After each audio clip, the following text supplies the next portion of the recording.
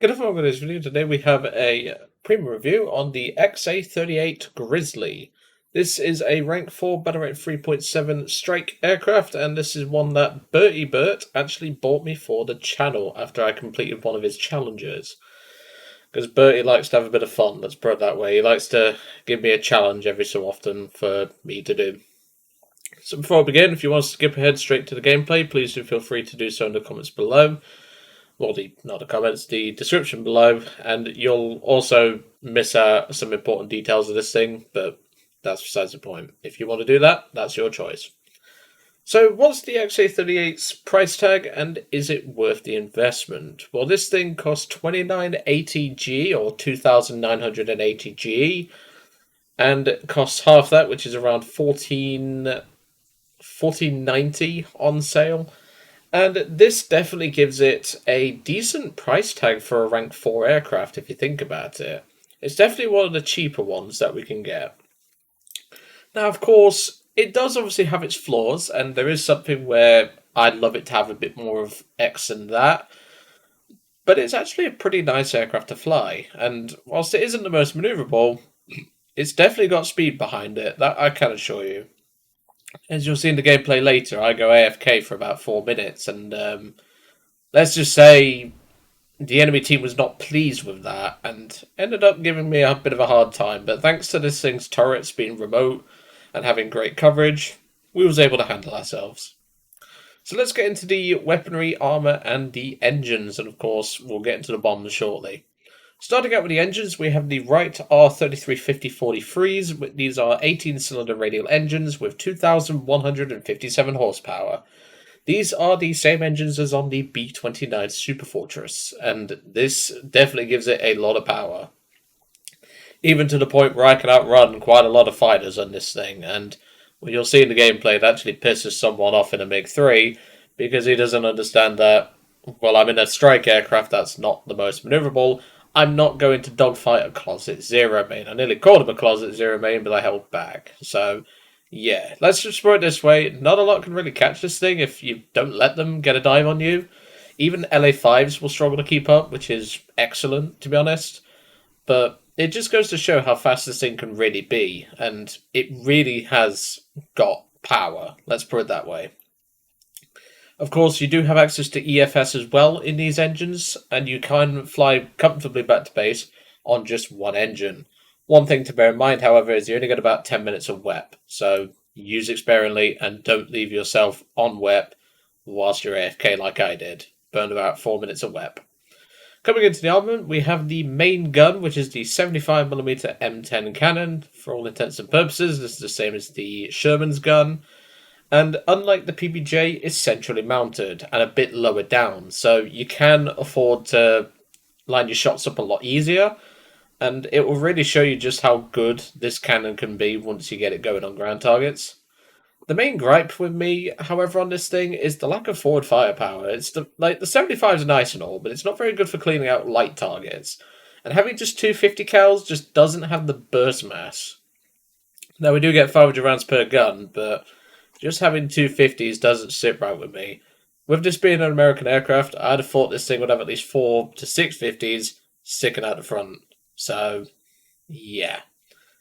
It's definitely one where, it's something that you just have to think, I would love a bit more firepower, but, unfortunately we're not going to get it. But of course, that's where the bombs will come in later. Coming into the back, we have twin remote turrets. These have 500 rounds per, 1,000 rounds per gun, sorry. And yeah, these have really good coverage. They have great elevation and traverse angles. They traverse really nicely, and they cover each other quite well as well. Obviously, it's only really near the tail section where they cover each other, but the fact that you can have 450s firing back at someone is just luxurious, to say the least. Of course, the gunner back here, he doesn't have the most amount of armor, as you'll see here. And this can lead to you having no tail defense, so this is something to bear in mind. So just bear that in mind. It's something where we have to go, well, I have tail protection, but not much of it. So you've got to consider your gunner. If you're going to try and engage someone, try and keep your distance from them because the 50s will hit them at a decent range and you should be fine from there. The pilot, however, because it's a German little shit, gets a lot more protection, but obviously it's mostly low caliber rounds that will be able to be stopped. And, well, you do have a bit of bulletproof glass, but that's nothing really to write home about. The armor's not why you fly this thing, it's the armament and everything. Going into the recommended belts and the other secondary weapons, we have ground targets on the 12.7. You can run the Omnipurpose, but I prefer ground. It sets a bit more fires on things, and that to me is just more what I want, really. Universal on the 12.7 turrets, because again, these set fires. And of course, you don't need to run ground target belt on the 75. If you hit a plane with a 75mm, yeah, you are going to not have a good day, let's put it that way. And in terms of bombs, you can carry 4 100-pound bombs, 4 250-pound bombs, and 4 500-pound bombs. Now, I'll be honest, in some maps, you do not actually need to carry these. I just bring the 500-pounders because it gives me more access to things. You won't be able to kill a base, but you don't really need to. And, well, I barely use the bombs in the match that you're going to see anyway. But the fact is if you want to be even faster, don't bring bombs, and trust me, this thing is a speed demon. Having nearly 4,300 horsepower is insane for this BR, and the fact is, a lot of fighters without a dive are going to struggle to catch you, and as you'll see in the gameplay, whilst the 185 gets close, it's not looking good for the rest of the enemy players. But anyway, I'm going to leave you all to it for today. I hope you enjoyed seeing this vehicle's overview. Obviously, it is something where I do think there are better options. Like, for example, I would rather have something like the LF Mark 9C, which it is nearly 2000 GE more expensive, but this is just such a consistent aircraft. But obviously, if you want to go a little bit higher, you can go the A2D, which is very good in ground RB, very good pretty much anywhere you can put it. And it also has access for a 4,000-pound bomb. So it's all really down to you, but I personally think if you want a cheap rank 4, which can do a lot of work, the Grizzly is definitely going to be one that you want. Anyway, I'm going to have you over to the gameplay now, and I will see you all on the next one. Well, I go AFK for about 2 minutes, and this is what I come back to. Well, let's see if these remote turrets can handle themselves. And most importantly, my aim. Because we need to try and thin this herd. Because they're not too pleased with me. Well, that's his engine gone. Just put a couple of 50s in that engine of his. Yeah, his engine's done, so let's focus on the Key 61. Yeah, we basically got chased by like half the enemy team whilst I was AFK, but because this thing's so fast, as I mentioned in the Hangar section, I honestly don't have to worry. Because, like, even the Key 61 is struggling to keep up. The I-185 was catching me because of a dive. Like, this thing is insanely fast, and it's just how it is.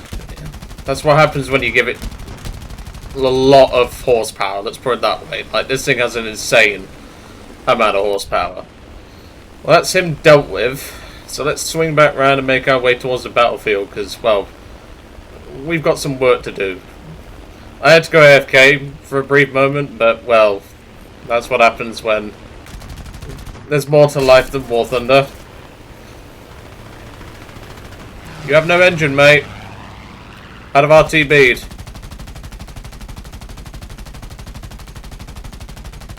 Well, I got some more hits in. 185 is probably not going to make it back, so let's finish up this Key 61. Like I say, I go AFK and then there's like 5 planes on my butt. Like, I know, I taste good some days, but you don't need to present in that way. I had to burn the flaps there, otherwise I wouldn't have been able to dodge him. This thing's relatively maneuverable for its size, but it's not like... It's not a Spitfire, let's put it that way. I think that might be him done and dusted. Yeah, I think he's done. He's got no real performance left in him. It's now time for us to boom and zoom him. Yep, there goes the 185. He didn't make it back to his base. So we're now going to do a boom and zoom attack and an XA-38 Grizzly.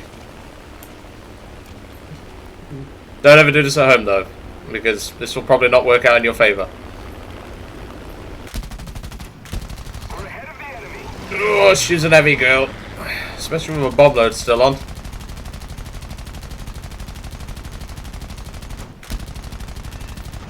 More hits, there we go. Got rid of him. Alright, well it's going to take me a few minutes to fly back into the match, so I will cut us ahead to when we, you know, get back involved. Although I don't even think I need to do that because we might have company. Those two Chikers that broke off me are quite a ways away, but, well, we've got a very pissed off LA5 coming our way, and, well, if there's one thing I'm not outrunning, it's that. Although I actually think with a bomb load off, we do technically outrun him, but, well, I don't really want to put that to the test. Okay, left airfield's cleared, that's fine. He thinks I'm going to go for the head-on. No, I'm going to force you to come even... I'm going to force you to come in behind me, because that's where I want you to be. Because I have remote turrets. But also slight dead zone, which we'll get to in a moment. My aim is not the best, but to be fair, I've had no caffeine this morning. That's his engine gone. But if you think I'm going to let you land on that fucking runway, it's not happening. Just need a bit of rudder first. Because you may have a dying engine, but, well, I'm not letting you land. It's as simple as that. You're far too dangerous to be kept alive. But like I said, we're not actually doing any ground pounding because, like, we've had to defend ourselves from me being AFK. But it's so fast, we can deal with that. Come here, son. You know what? I'm going to do this in the chattest way possible. It's time for a present, sir. I probably missed that, but it's fine. There we go, he's on fire. There we go.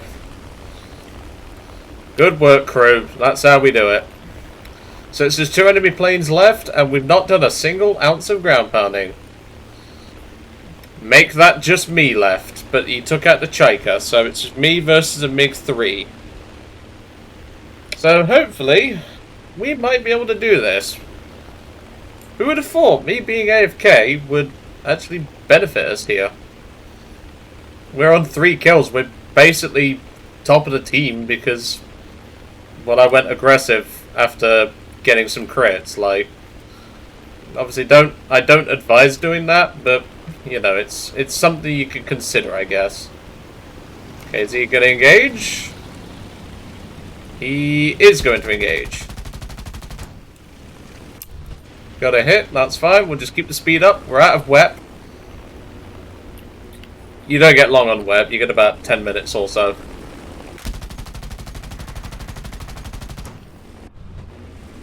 Like I say, the key to utilising this thing is keep your speed up. Use your WEP sparingly, not like I have, because I left it AFK with my WEP on, so don't do that. Spare your WEP, only use it if you have to, and this thing can do a lot of work. So, all that's left is that MiG-3, so let's go ahead and do some ground pounding, because, well, that's kind of what this thing was built to do, not do what I've just done. I'd also recommend splitting your guns. So, for example, I'm firing just the 50s here. That was way too close for comfort. Okay, there we go. But in this scenario, I can just fire the 50s at light targets, and then fire the cannon at more dangerous stuff. Also, I don't recommend coming in from behind a vehicle. I prefer coming in from the side of a tank like this, because then you have a higher chance of hitting them. See? Look how easy that is. I'd also recommend not playing the PBJ before this plane if you're going to buy this thing, because this is mounted centrally. This is not mounted this isn't mounted in like a left. What's the word? Like, it's not mounted off center. So just bear that in mind if you are going to buy this thing. But otherwise, just keep your speed up, manage your WEP, and you're practically golden with this thing. Okay, gun is reloading.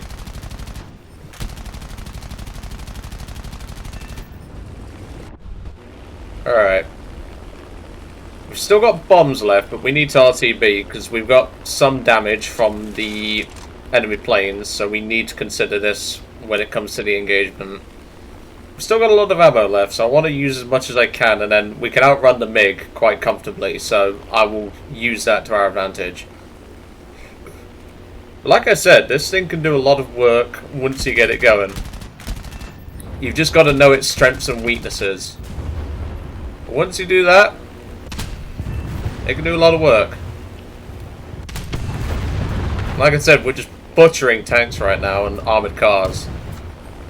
You don't always have to bring the bombs like I have. I just like bringing them for extra assurance. But you can drop them, like you don't have to bring bombs. But I just like having them as an extra dose of security, so to speak. That was unfortunate. There we go. There's that tank. That was a bit too high. That's unfortunate. We could also go after that base if we wanted. I'm going to reload this bottom turret as well. Here's a little trick for you bomber pilots. If you ever want to reload your guns because you think your guns are running low, overheat and jam them. Obviously in a safe situation. Don't do it unnecessarily. But if you do it properly, you'll actually be okay for the most part. So I'm going to try and get rid of these bombs. Well, I'm going to get rid of at least one bomb. Because I want to try and potentially have a second dose of Jingle Bomb if I have to. So I'm not going to take the head on. I am going to, though. Keep my nose low. That's okay. Let's get on the turrets. Now, of course, with that WEP, we are going to struggle to outrun the MiG. But we can comfortably deal with him anyway. We have got damage, but obviously we do have the ticket bleed, so that's what we have to our advantage. He doesn't seem to want to be aggressive, which is good for us. But of course, with our damage and no WEP, we can't outrun the MiG properly. But, well, he's not particularly attacking us in an aggressive fashion, so we might be okay. We can just keep the extension on and force him to come to my turrets, which is what I want. You won't outrun every fighter. Like, you'll struggle to outrun LA5s. You can potentially do it if you don't have any bombs. But like I said, we can just play comfortably here. If I'd have known this, I'd have kept my bombs on and just gone for something else, like a base or something. Because now he's just playing passively, which is not going to work for him. I'm going to slowly maneuver the plane around, keeping my speed up, so that I can go after these tanks again, if I have to. I'm playing it smart, he's just sitting there with his thumb up his ass. Looks like he's finally going to make a move, but it's going to be far too late when he does. We don't have a lot of... Well, he doesn't have a lot of time left. We're just 600 tickets. And we have AI farming the tickets for me. Like I said, I don't have to engage him. He'll probably make his move when I go over this cliff, so we need to be ready. But yeah, we don't have any WEP, so we can't pull away from him at this point. If we did have WEP, we'd be able to, but we don't. So I'm going to get nice and low. I might fire early, but as you can see, we do have 1,000 rounds in the turret, but, well, if he wants to sit there like a fish, I will let him. Because at the minute, his strategy definitely isn't sophisticated. And look at that, 200 tickets. He's running out of time, and he's not making a move. I don't have to engage you. I can just outrun you. And yeah, he's just going to sit there. So... And now he's moaning in chat.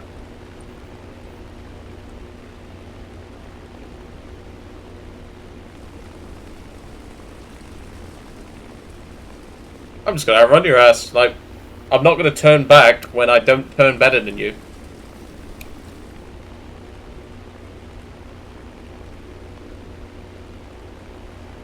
I don't think you'll like this. In fact, no. I'll be nice.